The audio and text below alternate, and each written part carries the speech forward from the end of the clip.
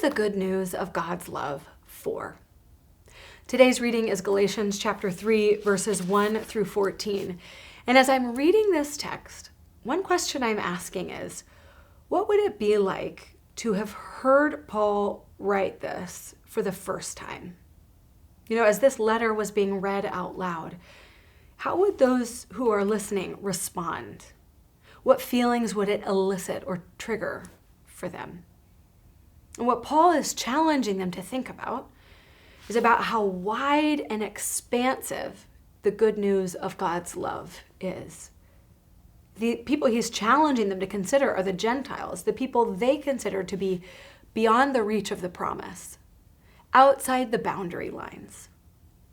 Read the passage already if you haven't, and think about who's on the outs. And Paul is challenging these Jesus followers to let them in, because the promise of God is so big and so expansive. It's so broad that all can be brought in the name of Jesus.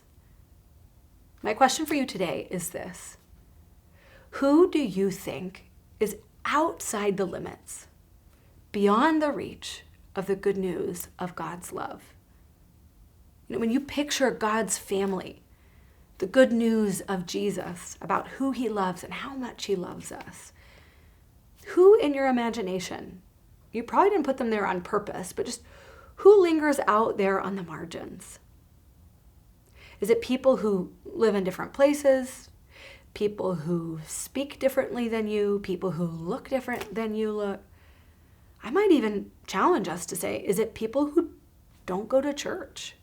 People who don't go to church here or worship in our particular way? Where have you drawn the boundary lines of the limits of God's love?